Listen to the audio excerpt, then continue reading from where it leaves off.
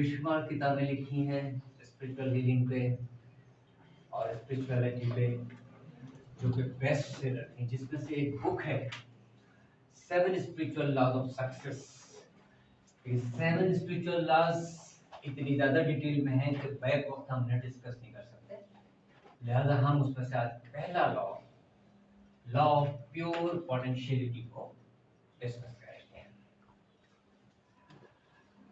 तो दीपक चोपड़ा के बारे में बता दिया, 7 स्पिरिचुअल हार्ट हाथ। अब हम इसकी एक्सप्रेशन के लिए पहले कुछ एग्जांपल्स लेते हैं और कुछ बुनियादी तस्वीरों को समझते हैं, ताकि जो कुछ के वो कहना चाह रहा है वो हम समझ सकें।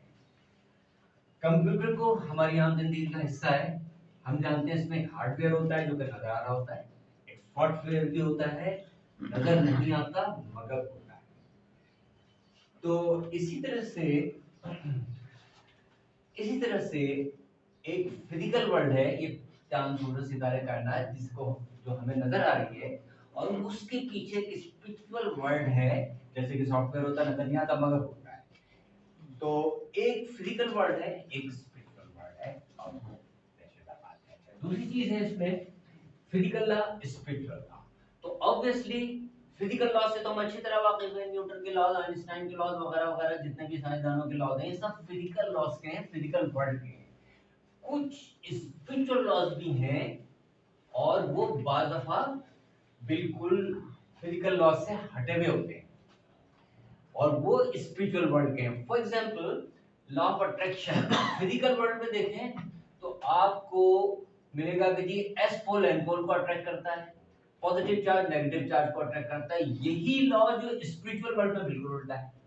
सिमिलर चीज को अट्रैक्ट करेगी, सिमिलर वाइब्रेशन को अट्रैक्ट करेगी स्पिरिचुअल लेवल पे।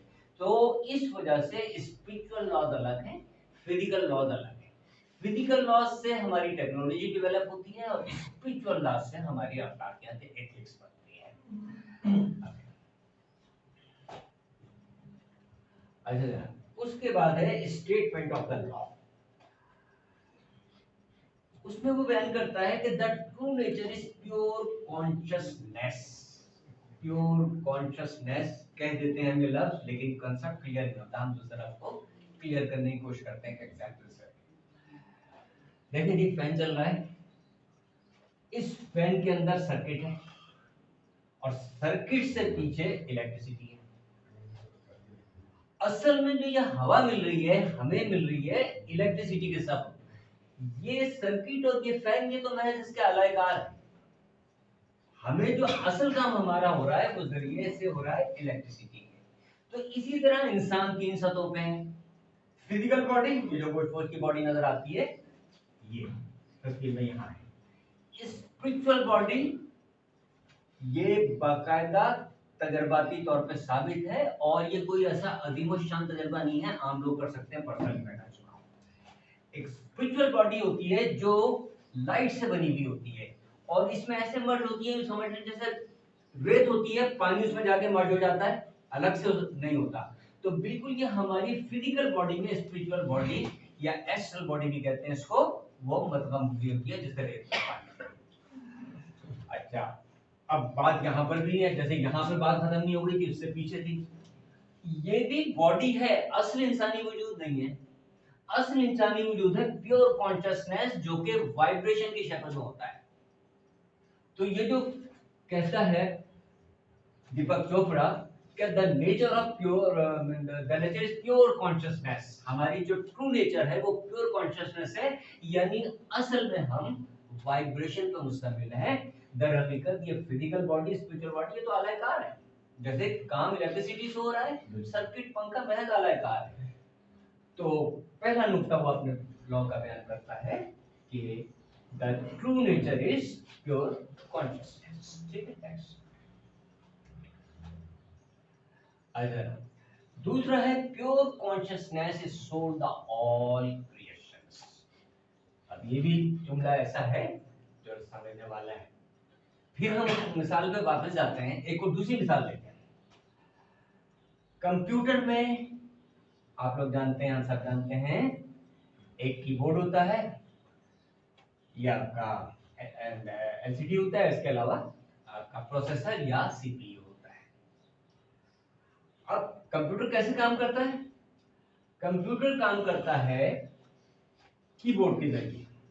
दरअसल हम कोई भी कंप्यूटर कोर्स करते हैं तो हम हकीकत में क्या सीखते हैं?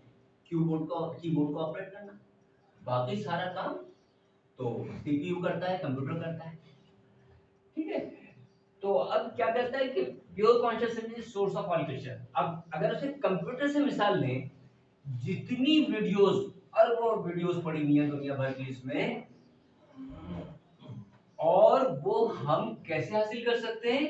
अगर हमें कीबोर्ड ऑपरेट करना आता है। ठीक है, तो अब ये मिसाल कैसे इंसान पर मुतब्बक होगी उस तरफ हमारे, यानी कि कंप्यूटर तो लामहदूद तौर पे हमारे लिए वीडियोस देने को और मुख्तलिफ किस्म की इंफॉर्मेशन देने को तैयार है, शर्त ये कि हमें कीबोर्ड ऑपरेट करना आता। अच्छा जी, आवर पोटेंशियल इज लिमिटलेस। तो अब ये कहता है कि जैसे इंसान का वजूद किस पे मुश्तमिल था? वाइब्रेशंस पे, कॉन्शियसनेस पे। तो जिस तरह से ये कंप्यूटर लिमिटलेस है कि हम टाइप करें और उसकी कोई हद नहीं है कि बस 10 चीजें, 50 चीजें, 100 चीजें आपको आना, हमें आना चाहिए। हजारों कोर्स हैं, हमें आना चाहिए, टाइपिंग आनी चाहिए कीबोर्ड की, और वो चीज हमें फराहम करेगा। तो इसी तरह से इसका जो ताल्लुक बनेगा वो बनेगा इंसान से। वो अभी हम अगले उसमें देखते हैं। और एक और बात हम इसमें डिस्कस कर लें उस मामले को समझने के लिए, कि आइंस्टाइन ने जैसे कि कहा था, energy can be converted into matter. Energy जो है वो माध्य में, तमारी माध्य में तब्दील हो सकती है। हालांकि